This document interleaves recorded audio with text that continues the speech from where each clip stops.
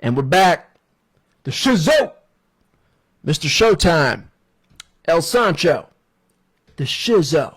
And oh, do we got a show for you today. Probably the biggest show to date for El Sancho and the Shizow. Because we got one of the biggest fish in all wrestling on the line. That's right. We casted it up. And we reeled him in. Big, sexy Kevin Nash. Oh, we got him, boys. We got him. Him and that Sean Oliver. Ugh. That Sean Oliver. Ugh. If you're a wrestling fan, you're a wrestling fan because you want entertainment. You're not getting entertainment. This is entertainment. Thank your lucky star for somebody like me who's coming here and who's going to put this business on his back and make this business entertaining all on his own.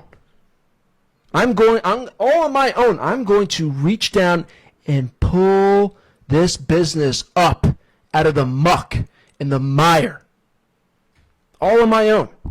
I put Kevin Nash in such a box and wrapped him up so tight that he had nothing left to do but block me on all my socials. Except for YouTube. I'm at work today. Minding my own business. I'm on my phone, got my headphones in, looking for something to do, entertain myself. KLIQTHIS came up, and I was like, oh yeah. They got a new episode. I wonder if they mentioned me. I wonder if they brought me up. Right? And so how do you decide when to reply to someone on social media? And straight away, I'm like, oh my God, that's gotta be about me. And it's the first chapter. I was like, this has to be about me. So I click on it. Oh, Kev, this week, I was pondering today, actually, flipping through the socials. When do you decide you're a prominent figure, you have 1 million followers, and when do you decide when to reply to fan, worker, whatever, and when it's just not worth it? What is it? Just a personal, like, I feel like setting somebody straight, or is it just, do you have kind of a rule that I don't bother if it's look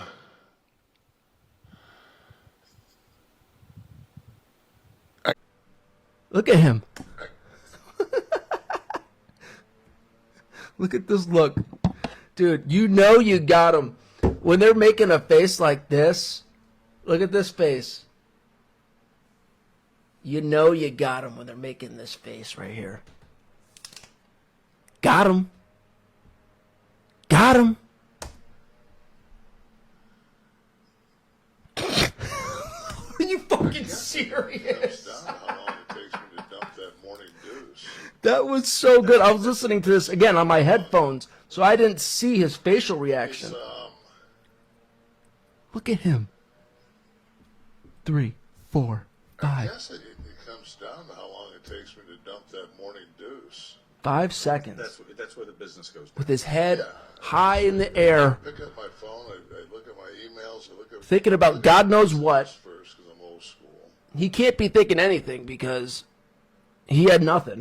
I mean, that's all right. So that was what I was wondering. Like, I'm sitting there and I have that moment. Like, do I school this person on this fucking random person on the internet, or am I just with like 72 I views, never 72 followers? Yeah, am I just not bothering? There's people out here who don't believe me. Let's bring up my Instagram. Who just got blocked by these two bozos, and who has 72 followers? Yeah, why bother? Why bother because they only have 72? No. See, this is the cope. This is the cope. Make no mistake about it. This is the cope. Acting as if he could have schooled me. No, if you could have schooled me, then you would have done it, and it would have been effortless. You wouldn't have blocked me. It's not work. That's what schooling somebody is. It's effortless. So you could have effortlessly responded to me and schooled me if you could have. But you didn't because you couldn't. Because like I said, I put you in such a box And that's what was so great about my video, was that I wasn't surprised when they both blocked me, because I got them so good. I put them in the boxes they just couldn't escape out of. And again, you don't believe me? Go and check. I wasn't surprised at all when I saw they blocked me and didn't respond. Because there's literally, I put them in such a spot where there's literally nothing they could say. There was nothing they could say. That's what made the video so great. Sean Oliver, oh, I could have schooled them. Oh, really? What possibly could you have schooled me on?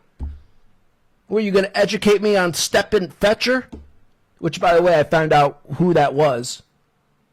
I was able to Google it the best I could, and I found out it's like some vaudeville, some African-American vaudeville actor from like the 1930s. Something to that effect. So, I mean, what were you going to school me on? Steppen Fetcher? Ooh. That's the only thing you possibly could have schooled me on. And by the way, who cares? Black people don't even care about Steppen Fetcher. So, and then Kevin Nash, his cope is he doesn't want to go back and forth with people on the internet. Give me a break. All right, let's see what else they have to say. Yeah, it just depends on who the person is. And my whole thing is, like, I don't want to get in a shitting contest with anybody. Like, I don't want to go back and forth. Yeah, of course. Yeah.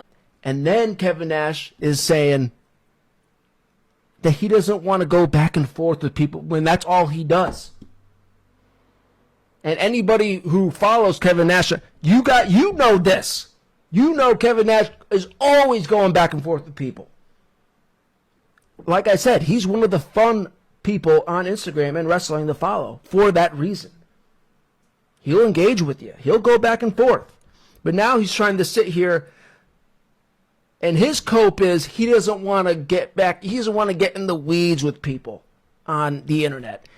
Yeah, effing right. Give me a break. Now you're just lying, Kev. Like, I don't want to go back and forth. Lies. Yeah, of course. Lies. On the show. This I haven't heard. This is where I stopped it. Like, we said some things on the show, and I made some observations, and then the person waited until he were finished War and Peace and had a rebuttal three weeks later, and then you made it known to me that the person had a rebuttal. So the next morning I woke up and I read it, and I was just like, it's kind of weak. What?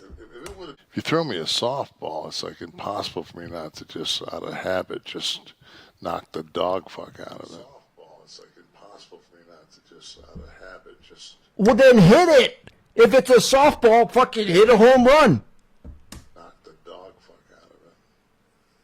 Oh. It's like all right enough, right? It's like Kev. Well, I mean, like.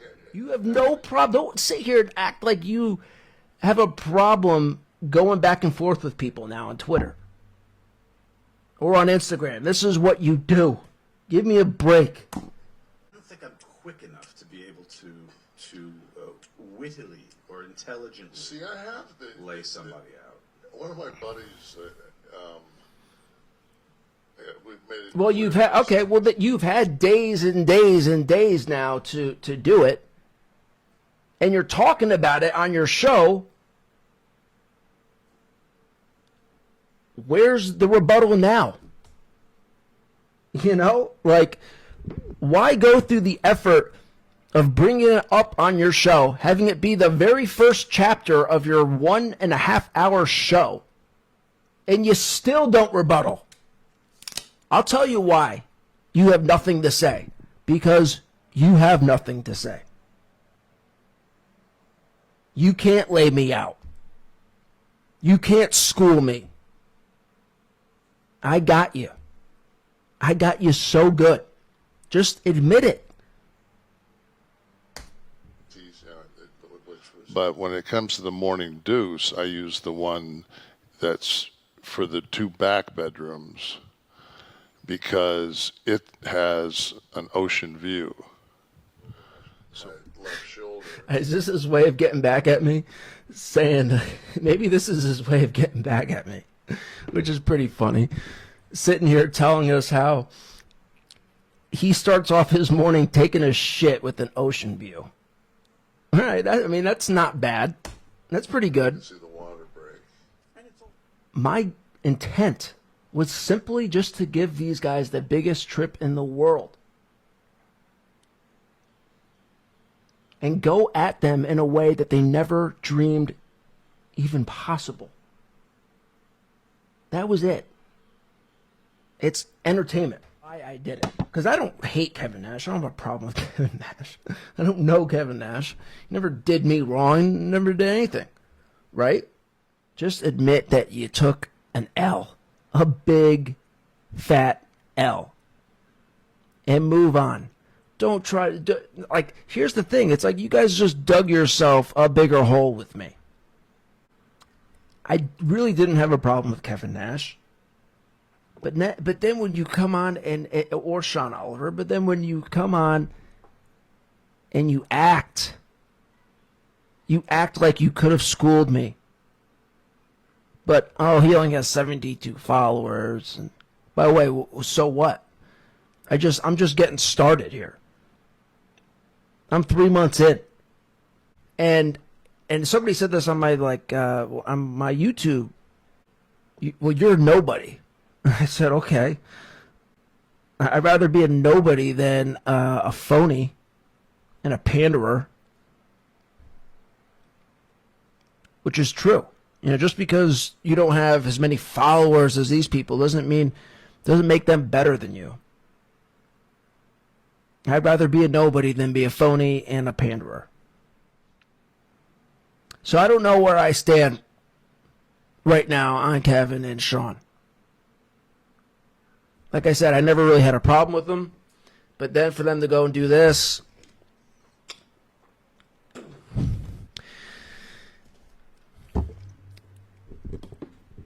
I think I'm gonna have to stay on these guys now, which wasn't my intention at first. But since they want to do this, hey, you just bought yourself a few more videos. Congratulations.